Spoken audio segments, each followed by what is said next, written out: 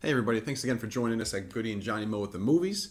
Tonight we're going to be doing episode 38, and for this we're doing one of Johnny Mo's favorites, one of his top 100 films. Yep. We're going to be reviewing It's Repulsion. It's a retro review, and for that, because I'm really excited about this, we're doing a very extra special drink today. Every year for my birthday. Well, not forever, but The last couple of years. the last couple of years, every year for my birthday. When I turned 50, I had gotten a bottle of Johnny Walker Blue Label for my birthday, and I was hooked. And I said, "Oh man," I said, "I can't go without that." So after that, every year for my birthday, I buy a bottle around my birthday, and then when it's done, and I don't get another one till it's around my birthday again. Yep. And I saved the last two shots for this review. Mm-hmm. So and then for chasers, I'm going with the traditional Bitburger out of the bottle in my Black Forest Brewhouse glass And I'm going with a Blue Point Brewery Oktoberfest. out of the can. Out of a can, yeah. Out of a can Which, tonight. you know what? I've come to the conclusion I'm a really big fan of a lot of these beers now in cans. I think they taste a little different from the bottle. Yeah, a lot of these microbreweries are switching over to cans rather than bottles. Yeah, and I think it has a lot to do with they say the light doesn't penetrate the can, the light penetrates the bottle. However, don't you dare drink it out of the can. Pour it into a glass. We are civilized. Yes, we are. Okay, All right, so- so with that, all right, everyone, thank you guys very much for joining us again, for watching, for listening. This is gonna be a good shot. Cheers to all the viewers out there. Cheers.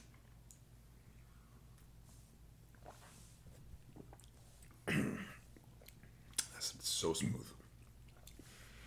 It's so smooth. It's just got that smoky flavor. All right, so Chase it down. on Off the with bottle. Repulsion. Okay. Now, Johnny Mo has been talking about this movie to me for quite some time. Yeah. He's been wanting me to watch this for a while. So he finally got me to watch it with his pick last week.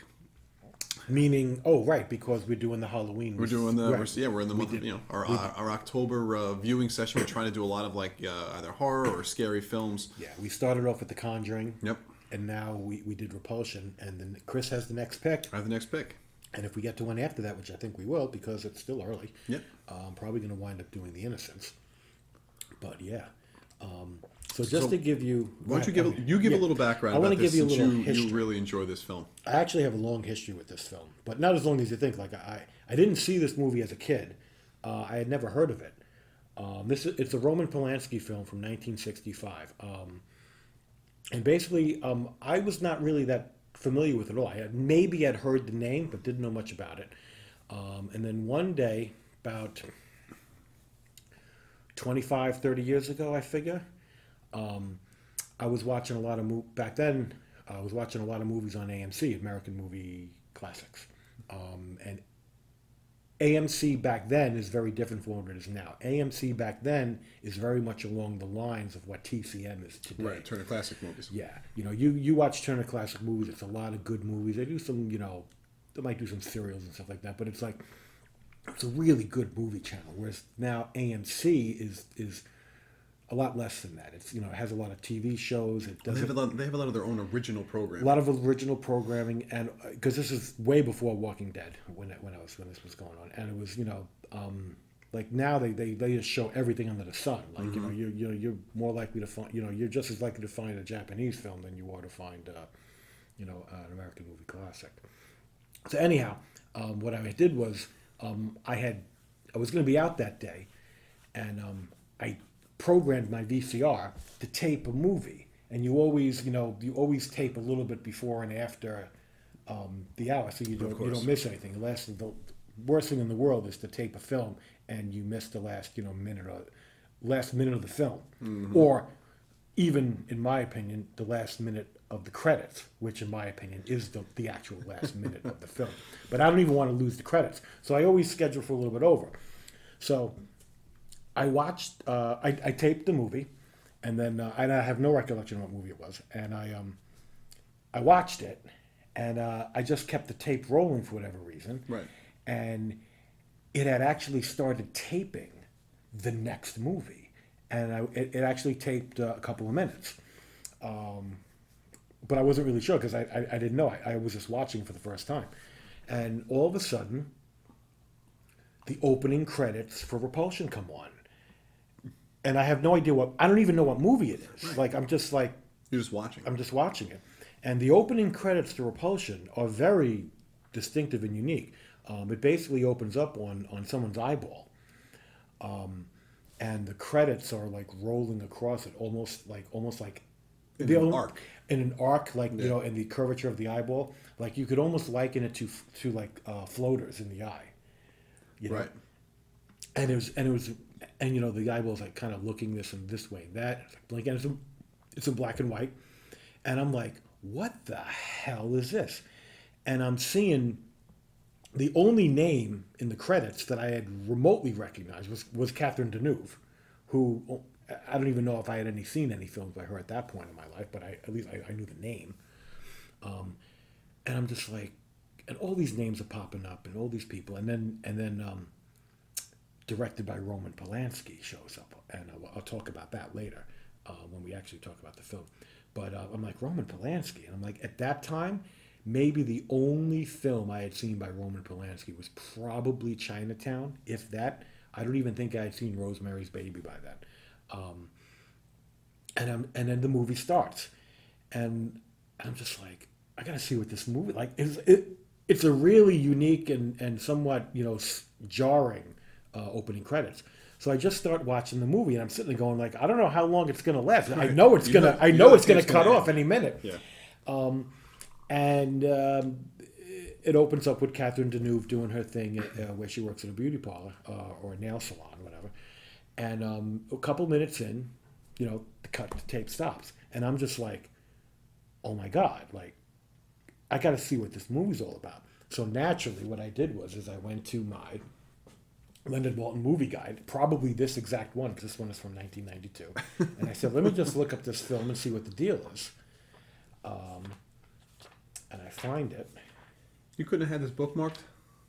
Well, I'm recreating what I did. I would have actually had to find it. Oh, please, yes. Let all the viewers see what you did back then in the 1990s. You made me lost my place. There it is. Okay. And I said, okay, Repulsion, 1965 British, 4 stars. I'm like, ooh. And it gives a very, very short, synopsis. Really short. But it says, Polanski's first English language film is excellent psychological shocker depicting mental deterioration of sexually repressed girl left alone in her sister's apartment for several days. Hasn't lost a bit of its impact, will leave you feeling uneasy for days afterward. And I'm just like, well, you just reeled me in. I'm like, 4-star, like kind of horror film, psychological, black and white, fantastic opening credits, like really meant to kind of like shock you and jar you. But this movie is almost never on TV. Like, I never saw this movie growing up, and I watched a lot of movies. I've never seen it on TV. And I forget how it went on my list of it, or whether mentally or physically on a list of them, I forget. But it was like in my queue for like, oh my God, I got to see this film. And I think it was a while before I actually was able to watch it again, because like with AMC, it's like I probably had to wait for it to show up on AMC again, like and tape it. Out, it wasn't, So, you didn't try going to like the video store or something like that? I mean, this was when, the 90s? Yeah, you know what? I may have, because I did rent a lot of movies from the Levittown Public Library. They had a big video collection, and I might have been able to find it there. So I eventually got to see the whole film, and I don't know whether it was days, weeks, months, or even years after that. But it was probably within a year or two. I finally, because I was watching so many films back then. But I finally got to watch it, and it freaking blew me away. It was easily one of the most disturbing films I've ever seen. It was excellent, well made, but disturbing. And I literally remember being upset about this film. Like, it was upsetting. It was bothersome. It literally disturbed me for days. Like I think 3 days later, I was still like, like it was like it gets into you, Yeah. and it bothers you, and we'll talk about, like, some of the disturbing aspects of the film, because it's almost like, there's almost everybody in the movie is a victim of some sort, Right. and you feel bad for almost everybody in the film, and it's there's a lot of tragedy involved, and it's like, and you don't necessarily know why, but it's like, why, and I said, I got to watch this movie again. And when I watched it the second time, that was it. It was like, wow, love this film. Still disturbing, will always disturb me, or will always bother me. But I just freaking love this movie. It's so good. And then I may have gotten Carmen to watch it. I don't remember at some point. But I do know about 20 some odd years ago, it was playing at the Film Forum in Manhattan. And I'd never seen it on the big screen. And I said, oh, man, I got to go. And that was the time when me and Carmen were actually going to a decent number of movies in Manhattan. And I don't think Carmen had any interest in going. So I wound up taking my friend Brian, because I told her about this. I said, Carmen, this movie's going to, you're going to hate it. And she's just like, yeah, you're really why am I going? You're really selling this to her. I wound up taking my friend Brian, who had never seen the film, and who is a big film buff like me, and loves older film, black and white, this and that. Loves modern film as well. We're not, we're not dinosaurs. We don't just like old films. I like new films. And there are people that are like that. There are people that only like old films, and I think they're crazy.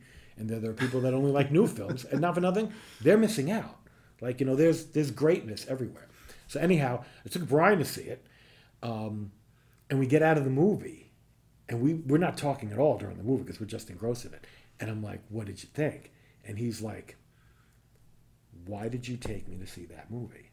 And I'm like, wasn't it great? He's like, no. He goes, no. Why did you take me to see that movie? I'm like, we got to go get a Guinness somewhere. We got to discuss this. And he's like, I'm afraid to drink. He goes, I'm ready to kill myself. Now I'm going to start drinking alcohol. I'm not talking, like, this is literally what he said. He's like, that was horrible. I go, yeah, but it was well made. He goes, and I've talked to Brian recently, and to this day he has yet to see that movie again. But like, I never forgot that experience, and he was just like, it's a disturbing movie. Yeah. And then, as it turns out, I don't know that I probably hadn't seen the movie for quite a long time, but a couple of years ago I was going Christmas shopping. It was either last year or the year before, I forget. I do a lot of shopping at Barnes & Noble, and in their DVD section, they actually have a very large section for the Criterion Collection films. Mm-hmm. So it's not, you're not just going in there. Like when you go into Walmart or whatever, or even Best Buy, it's all new stuff. Right. They might have some new stuff, but they have a lot of esoteric, older films. And, they're very well known for carrying a large line of the Criterion Collection. The Criterion Collection is known for picking out really good gems from all different decades, but a lot of older films as well. And, doing these special edition, type Blu-rays with, the extras and audio. So, yep. So there it is, Fensky's Repulsion on special edition Blu-ray. And I'm like, oh, that's my Christmas present to myself this year. Boom, pick that up. And then it's been sitting on my shelf for the last year or two unopened. And we just opened it. We've watched it and opened it last week. And since then, I've seen the movie 3 times already. I saw it the time we watched it with Chris. I watched it again with subtitles. Okay. Because I wanted to make sure I was catching all the dialogue. Because it's a British film. It takes place in England, and most of the people in the film are British, but some of them are French. And a lot of the dialogue is very low. And a lot of the people in the movie, I don't think English is their primary language. I think it's their second language. So there was an opportunity, I think, to miss some key. And plus, there's a lot of slang and dialect. There's a lot of slang, a lot of British slang. British slang. It's almost like you don't really know what they're saying because you've never heard that phrase before. But it's at least on the screen you can see, oh, that's what they're saying. So you understand it better. And there were some key points in dialogue that I did miss. And then I watched it a third time with the audio commentary with Roman Polanski and Catherine Deneuve, which I think was probably a couple decades ago. I'm sure. And that was really insightful. And they also had 2 documentary features. One that was made when the film was being.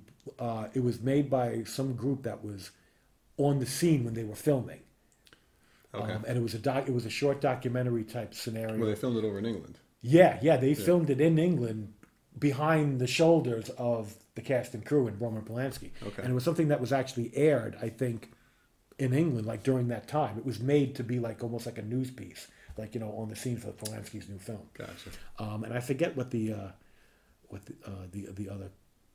Oh, the other one was more like an interview with Cast. the cast and crew and producers and stuff. So it had, you know, interviews with Polanski and I think the producers and the cameramen and other people involved, and that was also really informative as well. So then we finally get to the film, you know, and I at the very least I hope I've inspired you to go out and seek out this film, and spoilers galore. You know, like we're gonna totally ruin the film for you, right, if you've never seen it. It's my first viewing of this, and John has been pushing this film for quite some time. So I think he was like really thrilled to sit down and finally get to watch this with me. Yeah, and I think I wanted to do that as part of like this horror, like, yeah, like, you know, the like horror part of month that we the go October like horathon, like you know. Chris goes out of his way to find movies, you know, unless, of course, we're sitting down watching Halloween, which we've seen 1,000 times. But, you know, we both have a large repertoire of horror films where there's a certain amount of overlap, but there's a certain amount of, you know, things that each of us haven't seen. So he's just like, you know, he's got these things lined up for me, and I'm just like, oh, man, like, you know, Repulsion's got to be one. But, you know, to me, it was very interesting because it's different, and obviously this is a film that's usually outside the timeline that I typically watch. Being black and white, you know, if you've been a fan of ours, if you've been watching for a very long time, Johnny Mo always talks about films being in black and white, and how sometimes it brings such a richness to a story or to the director's vision without having color, and so much that you can do with black and white, and I could see that in this film, the use of a lot of shadows and lighting. And the lighting in this, I thought was really well done. You know, we get what I think you told me might have been one of the first like jump scares. Yeah. In the film, and I'm be honest. I'll be honest. The first 45 minutes of this film is a slow burn. Yeah. And at one point, I was just about to ask John, I was like, when are we getting to something? And just as I asked that, the first jump scene actually happens. Yeah. And it almost catches you off guard, the way that it occurs. But it finally started to get the movie going. There was this 45-minute setup of the introduction of the characters. These couple like little weird things that was going on with what's her name, Catherine? Well, Catherine Deneuve and Deneuve? Carol. I think her name is Carol. That's the sister. Catherine Deneuve Carol's is the blonde. Is Carol. Carol Ledoux is her name in the movie. Okay, so there's a couple things that are going on with her that are it's somewhat off. You can't quite put your nose on or your finger on it yet, but like you can sense there's something odd with her. And then finally, the story really starts to develop once her sister, who she's living with, leaves with her boyfriend to go on a holiday. And I think that's a reasonable reaction to this film, because the beginning is very slow. And this is a movie, I think, that really requires a second viewing, because when you've seen the film, you know, after you're done seeing the film, you know where it's going and you know where it ends up. Yep. Watching it for the first time, you have no idea where it's going to end up. No. And you don't even really know where it's going. But after you've seen the film and you know where it's going, all that minutia and detail in the first 45 minutes, it all means something. Well, then it all starts to make sense. Even from like one of the opening scenes that we see with Carol in the beauty parlor where she's working on a woman's nails. Mm-hmm. She is like spacing out. Yeah. And you don't really understand why, but as the movie starts to progress, you finally start to understand. She's a troubled girl. Right, and then there's a moment with a guy that likes her and that she's seeing. There's a moment in the car where he leans in to kiss her, and she pulls back. Right. And it almost seems like at some point like they have a relationship going on. So it seems very odd that she would pull away. And he seemed like a decent person. He didn't seem like some jerk. So there was just all these like little odd things that are happening that you just like kind of scratching your head like, I don't understand it. Like, why is that happening? Why is that happening? But as the film starts to go on, and especially once you actually finally hit the end, you kind of can reflect back to the beginning and understand why these things were occurring. So, I mean, I just want to go back to the opening credits for one thing. There's something really interesting in the opening credits that like most people probably wouldn't get, but like, I mean, I definitely saw it, and it is a theory out there that this is what was referenced. And I think it's okay. So the opening credits with the names and everything's kind of scrolling up in an arc this way, in an arc that way. Everything's kind of floating, and not even vertically. They would like go off to the side. Mm-hmm. But the very last, and it's still all on the eyeball. You can see like the eyebrow and the eyelashes. It's not like so far into the eye. It's not just the iris. Yeah, you see like skin around. But the very last credit to go across the screen is directed by Roman Polanski, and it's the only one, and it just goes straight across from, if you're looking from left to right, and it goes right across the eyeball. And that's really indicative because there is a famous foreign film from the late 1920s that is notorious for being a disturbing film called Un Chien Andalou. I think it's a French film, which translates to The Andalusian Dog. And it's a very surreal type film. I don't even know that it even has a narrative plot. But the famous scene from that movie that everybody in film history talks about is the scene where a razor blade slashes across an eyeball and cuts it open. Obviously not a huge like right. It's a special effect. But that's a really it's a shocking image when you see it for the first time. It makes you wince, and it's kind of well known in film circles. But being that it's a French movie from 1929, right, most people don't know too about it. But it is known, and during one of the interviews, Polanski even brings it up, and he says, people say that the opening credit at the end is like, a reference to Un Chien Andalou, and he goes, that was not my intention. But he also states that he was not in charge of the credits. He had hired someone for the opening credits who was a well-known person who did opening credits, not as well known as like Saul Bass, who did a lot of opening credits for Hitchcock films.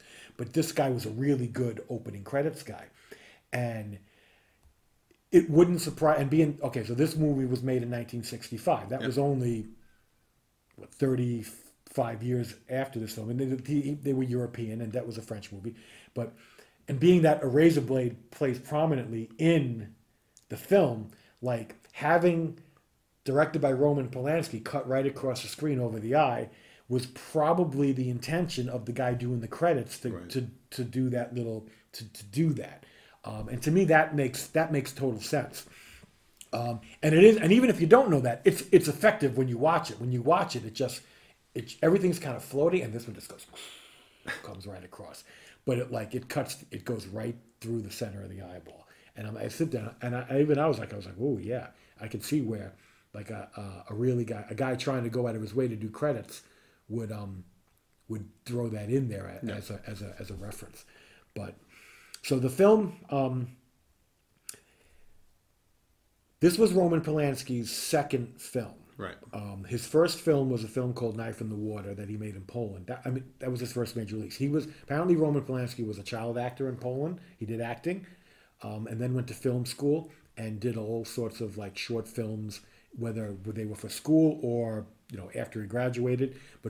So he did a bunch of short films, And then his first major release in Poland was Knife in the Water, and that was very critically acclaimed. It was up for Academy Award for Best Foreign Language Film back in, I think, the early to mid 60s.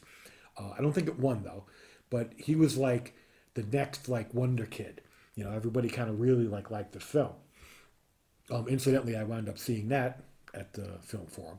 So, but anyhow, the fame that he garnered from that film got him an invitation to England to do an English language film like their for film circuit. and it'd probably get wider distribution, being that it was in English, took place in England, this and that, and I think Repulsion was the movie that he wanted to do, and he had trouble selling the idea to some of the major studios. I'm sure. You know, they were just like, well, this is not kind of what we were looking for. And what he wound up doing was he wound up selling, he got a movie studio to do it. And it's a movie studio called Compton, I think, which I'd never heard of. I don't know that anybody ever heard of them. Because this was apparently the biggest budgeted film Compton Studios had ever done. Because predominantly this studio did basically, I think, softcore pornographic exploitation films in the 60s in Europe. You know, which like, now that's very different from pornographic films today. Because I can tell you right now, I bet you softcore pornographic exploitation films in the 60s are probably really good movies. You know, they're probably like good underground cult type movies that might be better than half the crap that I've watched in the last 10 years. You know, it's now, you got to realize this is, almost, little less than 10 years before, movies like Deep Throat came out, where pornography really became hardcore. You know, this was even before the movie ratings, 1965. So he made this film for this small type studio that was really kind of extending itself. But what he got out of that keep in mind, he wound up being able to make the film almost like exactly no studio the way he wanted it. Yeah. Very little studio interference, because a major studio would have definitely interfered at every level with the final cut and this and that. Whereas I think, these guys were like, they were the money involved. They were really just worried about, keeping expenses down, bringing it in, under schedule. Cheaply made film that was going to do well. And he definitely had budget constraints because he didn't have this, over the top budget so they had to do whatever special effects they did. They didn't even have like a special effects crew that, like, they improvised and kind of did it themselves. But he created this very artistic film that is very different in style and in narrative structure than almost any other film I've ever seen or even heard of. And it's definitely artistic. It's definitely like an art house type film. And I'll be honest with you, had another studio made it, it wouldn't be the same film. They could have interfered with him because it's his second film. Yeah, they might have wanted things. They would have commercialized it. Yeah, but as it turns out, Repulsion was an actual big success. It actually, because it played all throughout Europe, and eventually there was a U.S. release, and it gained him a lot of fame. It increased his fame, and from there he went on to make other films like Cul-de-sac, which I haven't seen. Rosemary's Baby in the late 60s. I'm pretty sure Rosemary's Baby was like 1968. He made a great vampire movie that almost nobody has ever heard of called I never heard of it. The Fearless Vampire Killers, or Pardon Me, But Your Teeth Are in My Neck. And that's the full title. Yeah, that's the full title. It's a really good vampire movie. And then Chinatown and other things. But it was like, but I believe. Honestly, I never saw Cul-de-sac, but all of those other later movies, I'm pretty sure are in color. Yeah. And it was interesting. One of the things he said about, the choice to do color versus black and white. He goes, in 1965, at least in Europe, he goes, everybody did everything in black and white. It's cheaper. It was cheaper, but like color was not black and white was the default choice. You only went to color, one, if you could afford it, because whether you wanted to or not, if you couldn't afford it, you weren't doing it. And two, is if there was a reason to. Like, there would have had to have been something, in the color palette of the film to make it worthwhile. And this is something that I've read in the past from Siskel and Ebert, Roger Ebert. There's a movie, there's a book series that Roger Ebert did called The Great Movies, and in the first book, he says that, and I'm going to try and quote him. He says that he goes, "You cannot understand and appreciate the history of film until you realize that black and white gives you more, not less." And I read that. I'm like, oh my God, he's absolutely right. It does. Color gives you more color, but it gives you so much less of a lot of things that black and white give you. And at the end of the day, in the balancing sheet, black and white gives you more.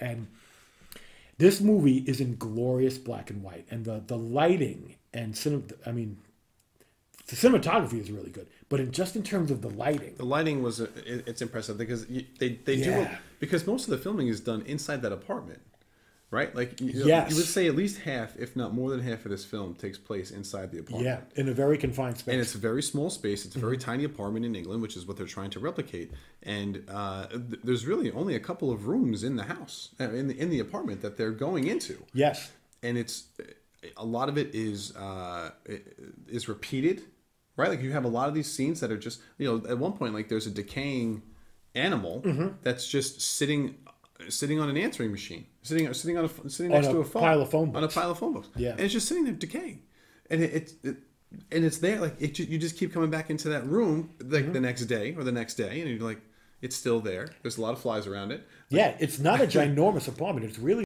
like a main hall, I think. It's a hall, a kitchen, with a bathroom at the end, and then kitchen, 2 bedrooms, sitting room, and 2 bedrooms. And a sitting room. That's it. That's all that's there. And it's a very confined space. And one of the things that they did was I believe they actually filmed. It was a set, but it was built like a real apartment. They had ceilings, and in a lot of movies that are made. Well, it's hard to do that because usually they use lighting. There are no ceilings, but in this movie you can see the ceiling, so you actually get the feeling that you're in a real apartment.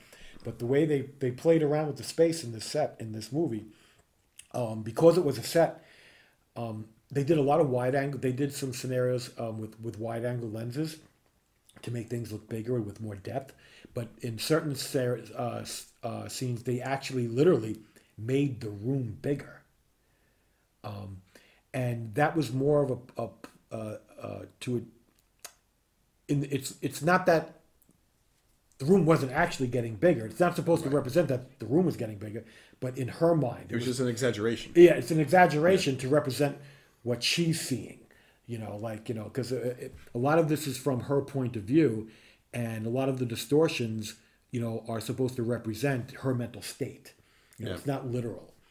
And I think that, and it's really interesting because you start to get to, like, once you get into the thick of it, right? And we're dealing with her being in the apartment by herself. Yeah. And all of the thoughts that she has going through her mind, and all these memories and everything start coming back and haunting her. You don't know what it is that she's experiencing, because it at some points, like, you're basically seeing. So for instance, there's a scene where she is in her bed. She cannot sleep. It's late at night. She starts hearing things inside the apartment, and it's just her. She knows her sister and the sister's boyfriend have gone on holiday. So things are happening. And at first you're wondering, like, is it a neighbor? Like, is it someone next door? Someone's trying to get break in. And then all of a sudden, like, you see, like, the light changing outside her door underneath. You like footsteps. Yeah. Like feet. Someone's walking past. And that's all changed. And you're just like, who is this? Right. And then all of a sudden, why wouldn't you get up and investigate? And then what ends up happening is it almost looks like a side door that was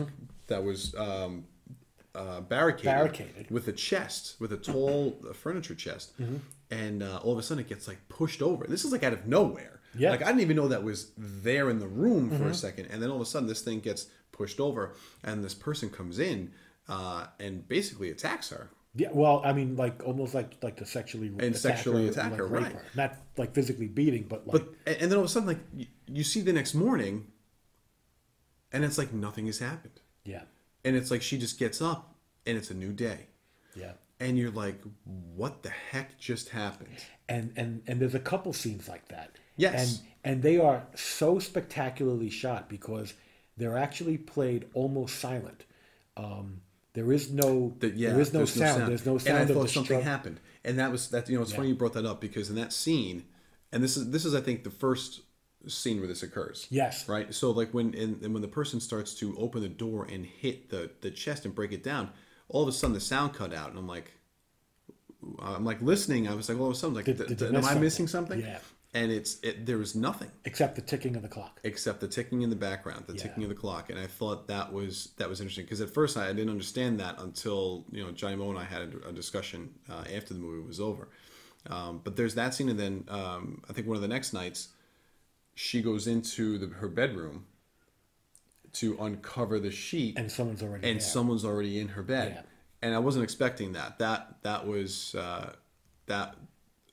that was different. Yeah, there are kind of get basically like three kind of like rape scenes yeah. where she's being like sexually attacked. You know, and so basically the premise of the film. Well, go ahead. No, and then that next morning she wakes up and she's on the floor, yeah, naked with like the blanket wrapped around her. Right. So you're like, but there's no one else there. Yeah. And you're like, well, what is happening? Like, is there someone that keeps like coming and doing this to her? And the people and then leaving? And actually the people each there's three scenes like that. Each person looks a little different. Looks a little different. Yes. And if the question is whether, I mean, I think the rationale is like these aren't really happening. This is happening in her head. Yeah, right. And she's either pulling people from her past. Now, one of the things that Polanski mentions in the auto commentary, which I didn't pick up on, is there's one scene in the beginning, relatively early in the film, where she walks by a bunch of construction workers. Yeah, and one of the guys kind of like, throws some like, hey, looks, hey baby, how you know. And apparently that guy is one of the guys who visits her. Yes. And I don't know that I really recognize that. I think that might have been the second guy. Might have been. And I don't know if that's because, like, it's his way of saving on an actor, like this guy played two roles, one extra or is it his way of saying, Catherine Deneuve has pulled that guy who made that comment into her nightmare, and now is pretending she's attacking her, because the basic premise of the film is that Catherine Deneuve is a very kind of shy, and I don't want to say sheltered, but she's very shy and inexperienced, and she has issues. She definitely has psychological issues, but she's not like, she's not like a maniac. She's almost like she doesn't do well in social settings. She's not good with connecting with people, conversing with people. She's very shy. She's not like a maniac who's just doesn't know anything. And she has a job, and she lives with her sister, and they're living in London, but I believe they are French, and she certainly has the accent. Yeah. I think they're supposed to be from France, but now they live, and at one point even someone tells them, considers them foreigners. They're not plain Brits, and she lives with her sister, and her sister, has a boyfriend, and she's very uncomfortable with anything having to do with sex to the point where she's like really repulsed by men, and these things happen, and in the movie she's supposed to be 18. So she's past puberty, for sure.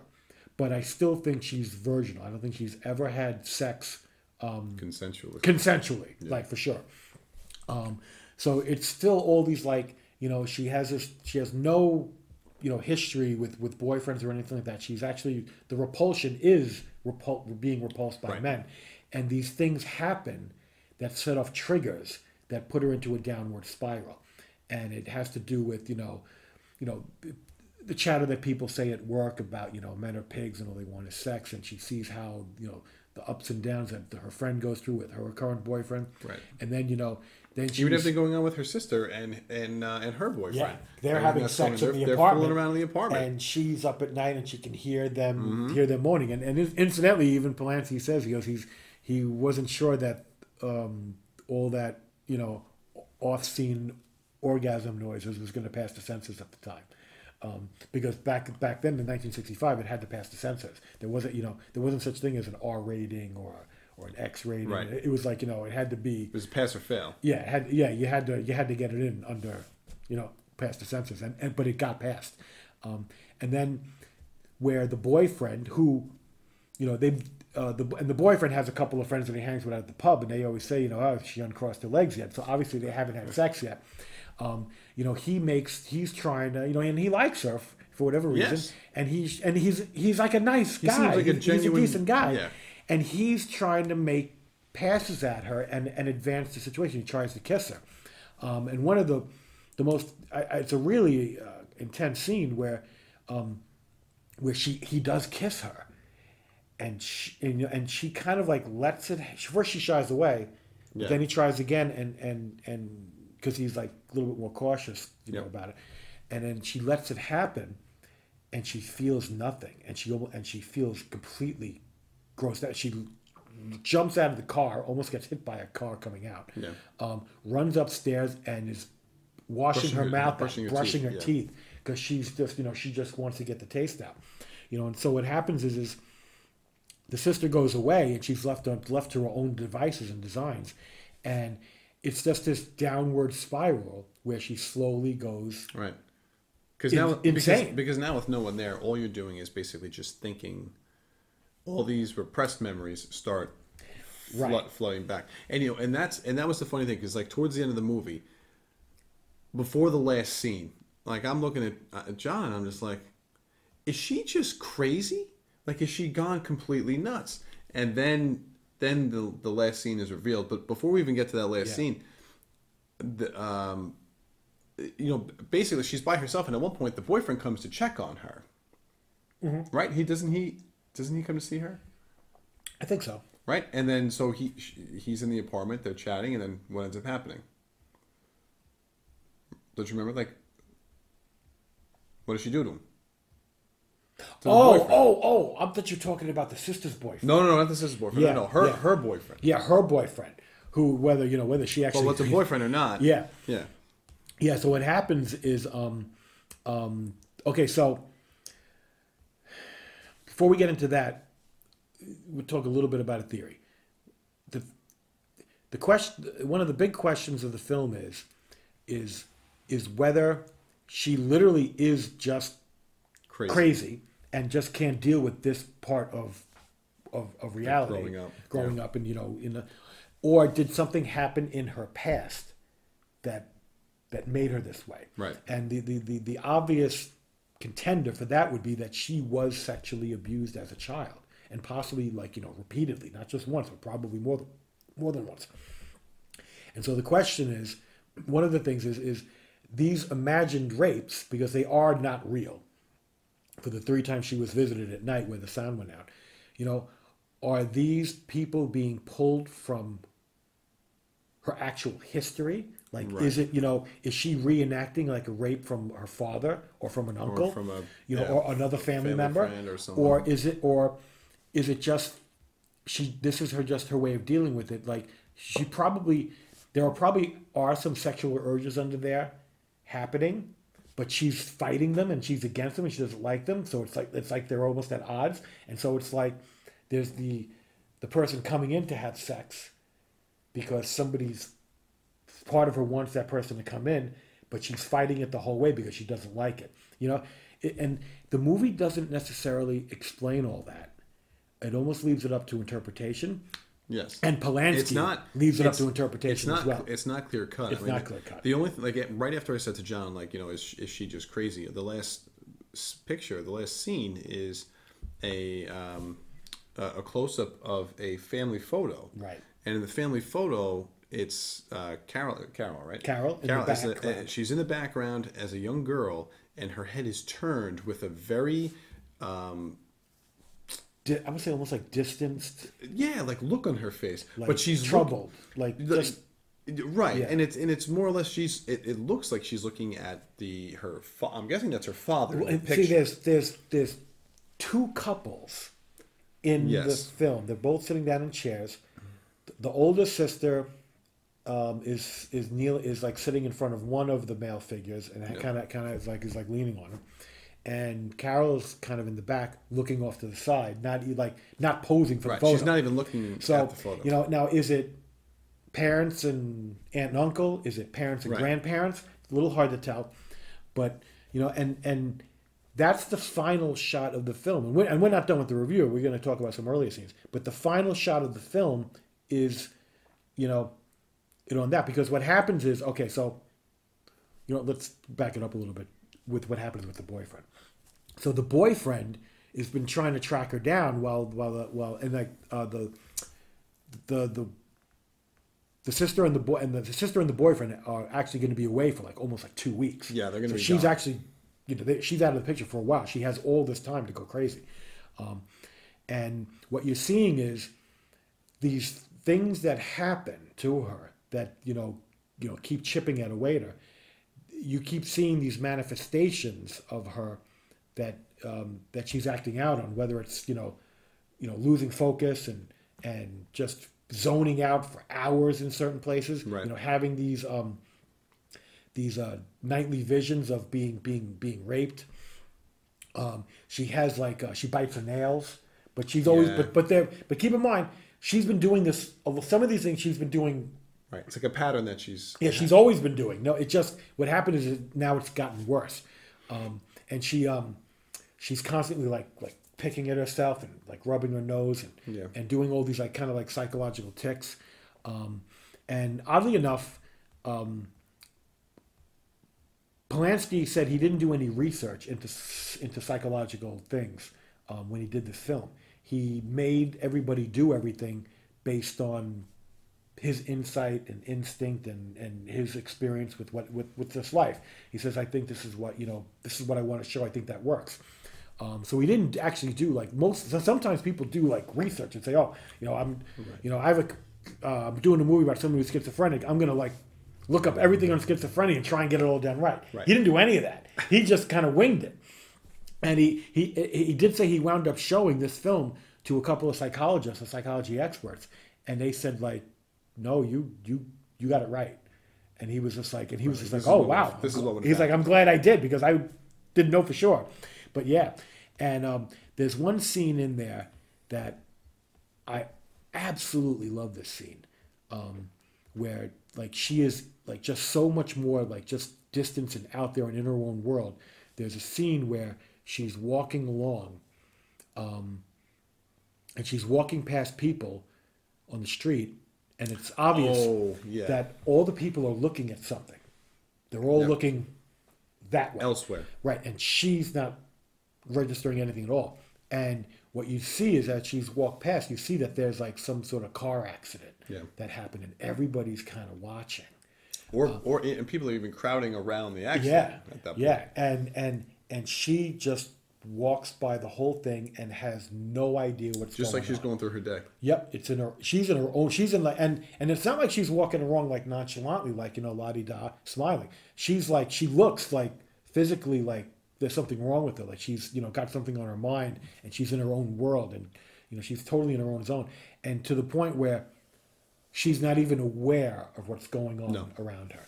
And it works really well. And the funny thing I found out about that scene is that they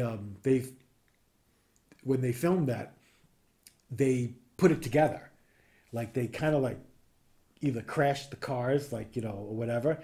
And, they had some extras like show up as like cops. Flood the street and have some extras watching the scene. But I think there were actually real people watching, going, what's going on? And somebody actually called the cops and said, I think there's an accident here. And real cops showed up. And they didn't have a permit to film.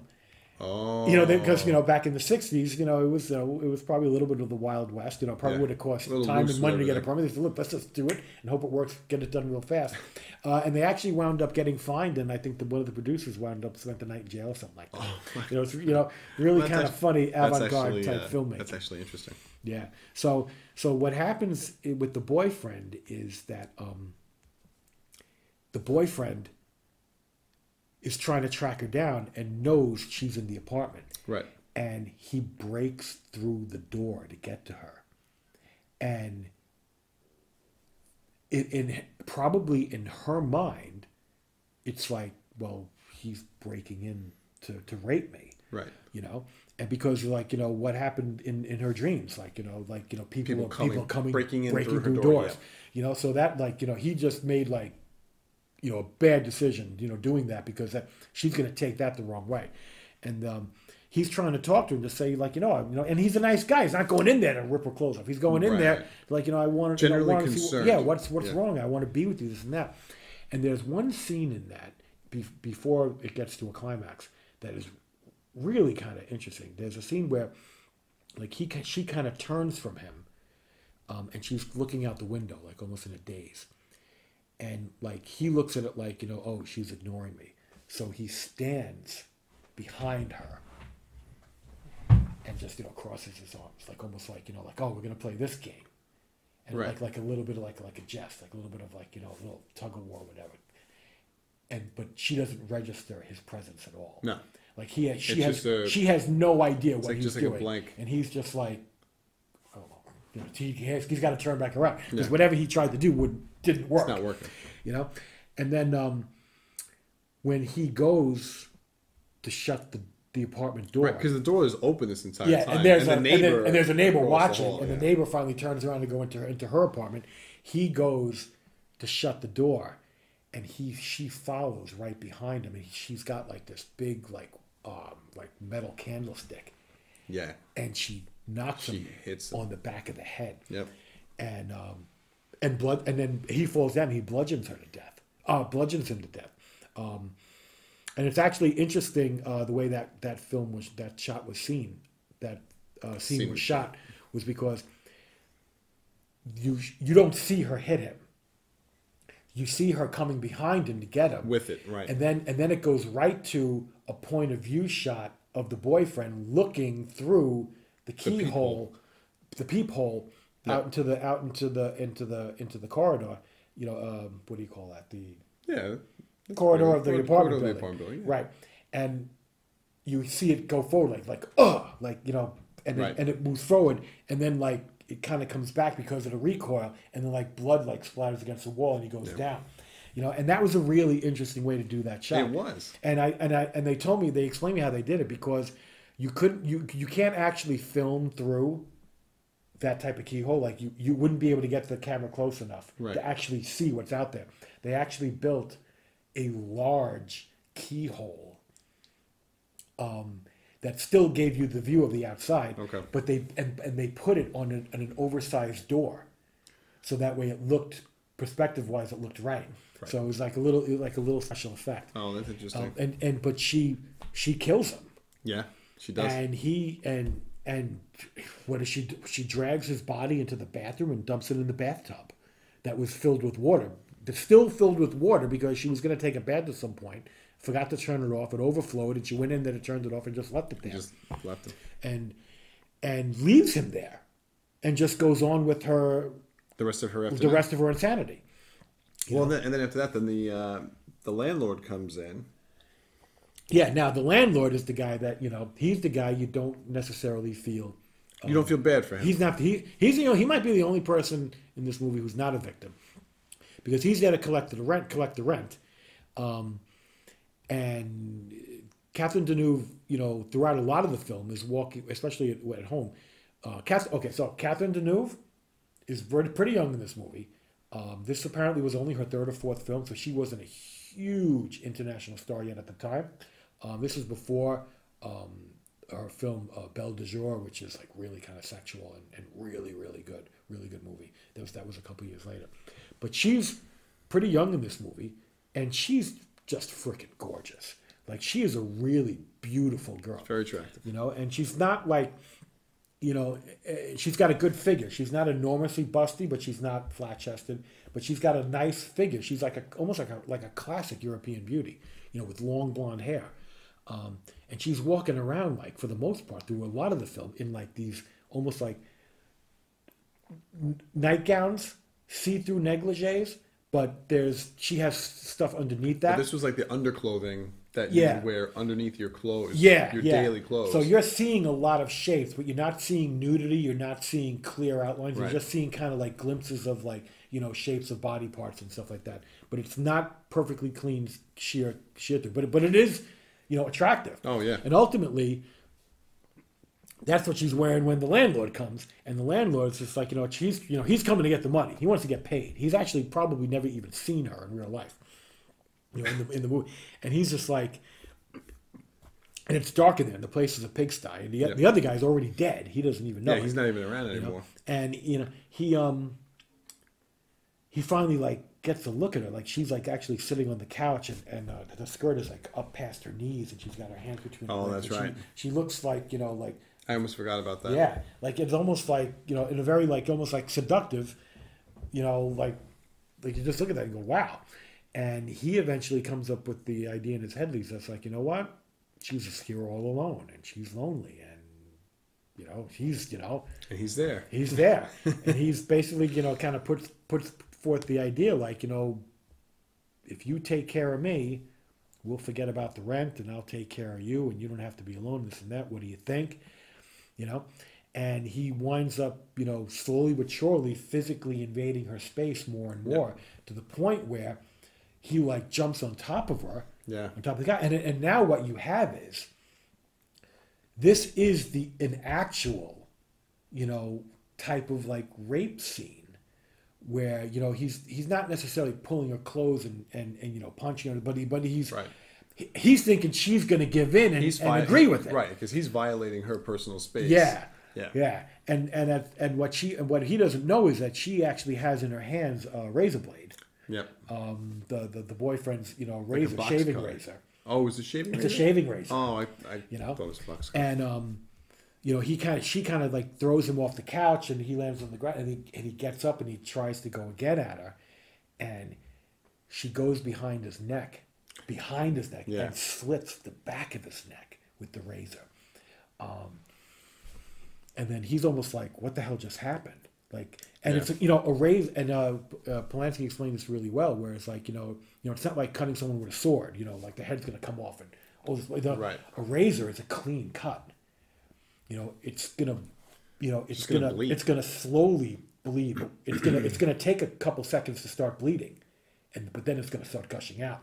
But it's like, he's just like, he feels it. He's like, what just happened? And he goes like this. And he's like, and he goes to the mirror and he's like, what's going on? And then she goes at him again. And it's a really bad wound. And he like kind of falls back and he's just slashing at her. And he really dies like a pretty horrible death. Oh yeah. No, she really goes after him.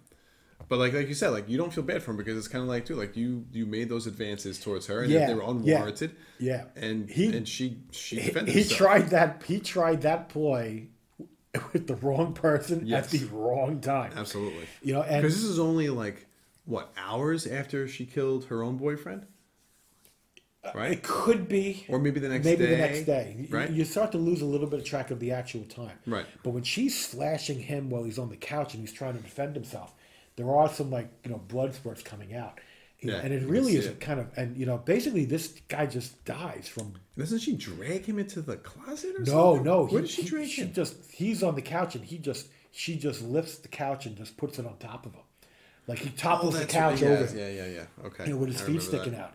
And this guy basically just bled out from multiple slash wounds from a long razor blade. Because when we say razor blade, it's not a box cutter. It's not like just one of those small razor blades. It's an actual like shaving thing. Like you open it up and it's got a pretty long. It's like what you would see like a barbershop. Like doing like a and those are scary. And now as it turns out, there was originally supposed to be a third murder in this film. And when they talk about it, they say they're just glad they didn't, because I think the studio said we got to have more murder in this movie, and they wound up taking it out. The third murder was supposed to be so apparently the sister's boyfriend is married, and he's having an affair with the sister's boyfriend, actually her sister. Catherine Deneuve's sister is actually really pretty, and she plays a really good part. But he's having an affair with her. Okay. And there are phone calls coming to the house. Yes. And she keeps picking up the phone. And nobody's there. Yes. And there's one point after they're gone, and people are already dead, I think, where the phone rings again. Or no, actually before people die, I think after the boyfriend is dead, but before the landlord is dead, the phone rings and it's the woman's voice. Where's my I think something like where's my husband, you little tart, this and that. And even in my head, I'm going, who the hell is that? And you only get that from, and this was the best thing that I caught watching with the closed captioning. Oh, the closed captioning. The subtitles, verbiage on the bottom, is there is at one point towards the beginning of the movie where Catherine Deneuve's character tells her sister, mentions that she's married, but she says it. A lot of what Catherine Deneuve says is very low, and yes. you might not catch it, and it's only mentioned once, and he's like, he's married, and I'm like, oh, he's married. I didn't know that. I didn't know that, and now that makes sense because I thought, my original thought was that the woman calling the house was maybe another girlfriend of her boyfriend because she wasn't putting out. He was getting it somewhere else. Yeah. And then, probably found out that he's got his eyes on another girl and she's just using him for sex. And it's like she's calling up going, because now that guy I think is dead, and she's like, right. where is he? But it's not. And there is a scene where Catherine Deneuve looks out the window and there's a woman standing across the street. Yes. And that character is the sister's boyfriend's wife, who's trying to find out where her husband's been going, this and that. Wow. And what's supposed to happen is I believe in between her boyfriend and the landlord, she is supposed to come up to visit the apartment looking for him, looking for the guy who's in Italy, right?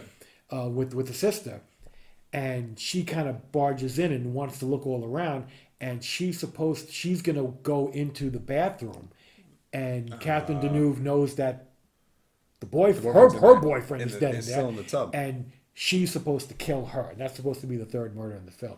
And they took that out because that was more like a premeditated type murder, right, as opposed to like the other ones. She's trying to hide something. She's killing her to hide something. It makes her more guilty, less sympathetic in that scenario.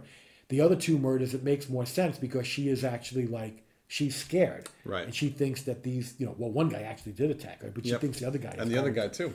Yeah. But the funny thing is I think the sister's boyfriend, apparently throughout the film, and it's not really that noticeable, has a limp. Okay. And he doesn't really have a limp in real life. Right. His character has that, and so, but he's not severely disabled. But one of Polanski's things of making the film is that he discussed this. He said he was trying to achieve wherever he could a sense of realism, okay, as opposed to a sense of theatricality. Yep. So when Catherine Deneuve answers the phone and nobody's there, she's like, hello, hello, hello, like almost 3 monotonal hellos. Right. And in reality, you would be close to that in real life. Nobody's give a couple chances. Hello. Hello. Whereas he says, like in film, it'll always be hello, hello, hello. He's like, that's how they do it on film. That's how they do it on TV. Right. He goes, in real life, they don't do it like that. So he wanted this guy to have a limp, just to make him cause some people have limps. He did all these things to make it seem more real and less theatrical. And I like that. But he has one of my favorite lines in the film. Is when they're leaving to go on vacation, and he's actually a decent guy. He's not a bad guy. Yeah. I mean, except the fact that now you realize he's cheating on his wife. Right. But he seems like a pretty fun guy. He's a little invasive in space. Because he takes Catherine Deneuve doesn't like that. He keeps putting his razor blade and his toothbrush in her drinking in her bathroom glass. She's like, that's my glass. Right. She's always taking it out. So he's got a little bit of space issues. But that's how they introduced the razor blade. The fact that she's putting because it was in the cup, in the cup, in the glass. Yeah. But when they're leaving to go on vacation, he opens the door and he's just he's like, I don't do anything I wouldn't do. And it's just and if you already know what's coming. At that point, you don't know what's coming, but if you always knew first, when you're just like, oh man, that's she does everything that he wouldn't do. It's just crazy. But One of the things in the movie that I really, really like is I'm having a brain freeze. I don't know why. The cracking of the walls. Like Yes. there's a lot of things to do with cracks, and the cracking is symbolic of her mentally breaking down. Right, like her mind. whatever thing's going on in her head. So she's actually seeing like walls crack in front Well, of the her. walls and the ceiling like cracking, but it's not. But nothing's actually. Yeah, just happening. like from a special effects point of view, like they actually work really well. It's Yeah, amazing. no, the effect worked how really how good. good they looked. Yep, the effect did. It worked. And then the finale where she finally, well, there's one scene where the third imagined rape scene, she actually, before it happens, she puts on makeup. She's almost like tarting up. Yeah, with lipstick. I think this is after everyone's dead. Like everyone's already dead, I think. And she's putting on lipstick. She's really going over the edge, and now she's like almost like, like part of it, like I don't want to say embracing it, but surrendering to it. Yeah. Just like letting it happen. And Like then, knowing it's gonna come. And then, she gets raped, and it's still, like a pretty intense, she's fighting it, this and that. But that's a really, and apparently, there's very little makeup used in the film. They wanted everyone to look like real and not all powdered up and tarted up. And it's easier to do, I think, probably on Yeah, because you wouldn't even know for the most part. yeah, and especially because the way they did the lighting in a lot of these scenes was, and they kind of mentioned, and you see these things without realizing them until somebody points them out to you, and you go, oh yeah, that's what they did, and it works. A lot of the scenes that they had a certain area of the frame with intense light to make even more contrast with the rest of the frame. With everything that was So there. you can actually see like they might be shining on someone's face or a different or part of the room or a certain object, and it was like, it brought out the darkness in the other areas, and brought out the contrast. And I don't know that I've seen too many people like specifically go out and do that in a number of scenes. Well, I definitely think that he used the lighting well. Definitely to his advantage, especially with being in black and white. The style that he had going during that film, it worked. Yeah, I thought the lighting and the well. black and white cinematography was just fantastic. Like that's a film that I can totally see if you watch it in color. It's a completely different. Oh my film. God, I think it would be horrible. I think it really would be horrible in color because it whatever the color of anything is in that scene, right, isn't adding to the story. No. It's detracting from the important things, which is the emotions in people's faces and the dynamics. And that's kind of one. I mean, and after knowing what happens, that's kind of what you want to focus on. Yeah, and not have the other stuff going on. So now, when you get to when she really like breaks down, because they even allude to they do something, but they do it a little bit in one scene, and then they really go in the last scene. But there's a scene where she's in the hallway, and this hand comes out of the wall. Yes, and multiple. It's like, right, isn't it? It's like one, but then there's one. They're grabbing in different spots. Well, right? I think it was, if I remember correctly, there was one, and then she goes away from it, and she's back against the wall, and then where she is there, 1, 2, and then 3 hands come out and just grab her. One's got, one's grabbing her boob, and it's like, it's scary. Oh yeah.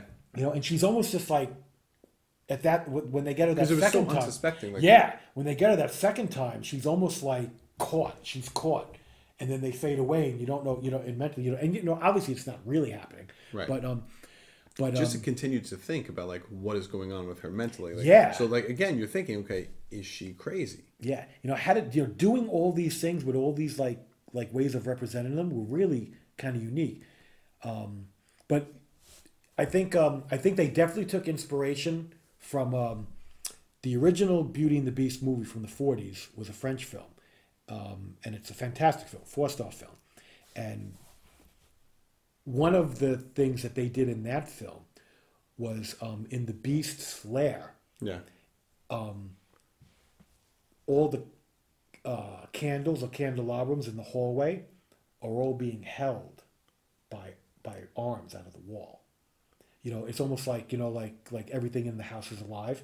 Right. And they did that in the animated Beauty and the Beast, but like they did that in the original, because I think that's actually part of the story. Yes. You know what I'm saying? Like Beauty and the Beast is not original movie. It's all an adaptation of the original fairy tale.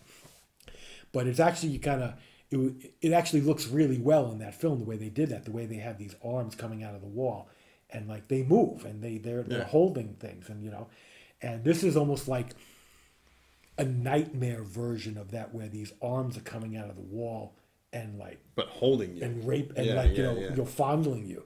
And in the final scene where she finally goes over the edge, where she loses it completely, the entire corridor of her house is all these arms. It's all coming out of the wall, and and she's walking past it, and they're just all gonna get her. And then it fades away to where they come, the sister and the boyfriend come back home. Yeah.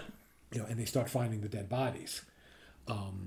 And she is it turns out she is basically in a completely catatonic state. That's kind of how they find her. Yeah. Right? Yeah. She is completely catatonic. She is completely checked out of reality. One would only think that, this is the end. This was the end game for her. It was a downward spiral, and she never went back. She never went up the spiral. No. She, it just gone. Total mentally just gone. And he carries her out. And it's actually a really tender shot, because like the boyfriend is just interested in his girlfriend. Right. The sister's boyfriend is just really interested. She's almost like the pain in the ass sister, younger sister, baggage. Like, he's got to deal with her. Right. But like he's not completely like against her. Exactly. He actually has, like, I think, a little bit of a tendency. I think he feels bad. For her. Absolutely, I agree. And when he comes home and sees her like that, I think it really bothers him. Oh, it affects him. Yeah. And he's like, "What do you all, like? Get out of the way!" Like, and he scoops her up and picks her up, and he's, my theory is that he's taking her to the hospital or whatever, and when they leave the building, when they leave the apartment, that's when the camera pans around to all the things on the table, and winds up at the picture, which actually the picture is actually shown in two other scenes prior to that. Yes. And they just focus it on her face. This time you really see it close up. Yep. And when I saw that movie for the first time, I'm looking for the reveal. Like, why is this all happening? Why is this that? Right. And when you get to that and you see this picture of her, and she's young, and she's, even at that age, that's how I interpreted the film the first time I saw it. I interpreted it as like, you know what? I don't know what's wrong with her, but she's been like this forever. Yeah. And it's whatever it is, it's just sad. And I think that's what I found disturbing, is that, like, she's a very sad character. Yeah, like there was nobody did anything recently to cause that. She's just been completely, it's been like that since she was a kid. Psychologically scarred and since as a kid. And unfortunately, perfect storm sequence of events brought it to this. And then you get into the discussions as to, well, it's not unknown. It's because she was abused as a child. But the movie doesn't give you enough to say yes. But however, again, it's open to interpretation. It certainly makes sense. Right. It makes sense. And apparently Polanski won't explain it. Polanski doesn't explain it. He basically says, I'm giving you everything you need to know on film. Right. It's there. This is what you have. This is the story that's presented. And it very well could be, draw your own conclusions. Or maybe, or at the end of the day, it doesn't really matter. Like when you see things happening in with your family members in real life, you don't necessarily know the whole story. You don't know. Right, because you weren't there. You didn't experience it. Yeah. You have to guess at what happened. You're trying to fill in the blanks. Something tragic happens to somebody, whether it's a friend or a family, you know there's something bad. If it's something unfortunately psychologically related, that maybe there's something in the past that might have done it, Right. but maybe not. Maybe just people are just sick. But so I mean, to me, the film works on both levels, whether you Either don't know either or whether conclusion. you do know. Yeah. I think it because they're both tragic. Because one is like the tragedy is that you don't know it just happened. The other tragedy is, well, she was abused as a child, and that's tragic. So Yeah. that's tragic as well, and you feel sorry for her because that's what happened, and this is where it led to her. I mean, overall, I think that for me, I'm happy that the movie picked up when it did, because if it didn't and it kept having that drawn out slow burn for the remainder of the film, I would have been really disappointed. Oh, if it just kept at that pace. If it just kept at that pace, but I mean, obviously, but once that happens, 45 minutes in, the film changes, and it goes in a different direction. The pace changes to something that I really that I enjoyed at the end. I don't know if I enjoyed it as much as John did, but I'm glad that I saw the film and got to experience it.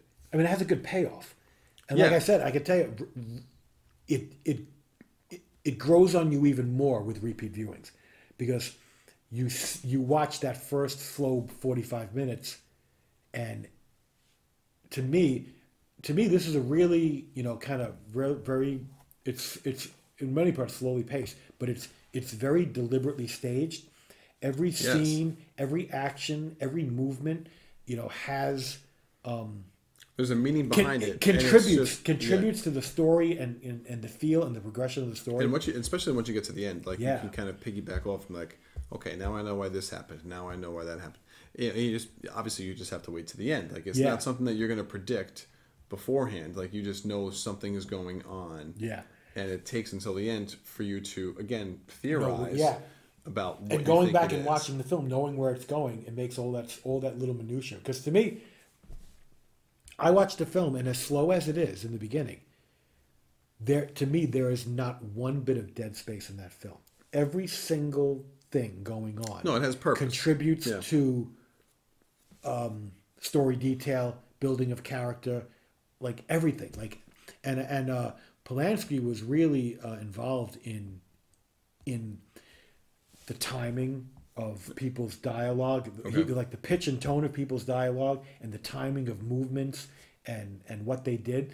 He really wanted everything presented a certain way. Oh, it was very calculated. It was very calculated, and they did many takes to get it exactly right. It wasn't, they said a lot of things weren't done in the first take. He was like, no, that's not what I'm looking for, and he would show them what he wanted them to do. Do it like this, Everything is very deliberately worded and photographed and presented. It really is a beautiful shot by shot film.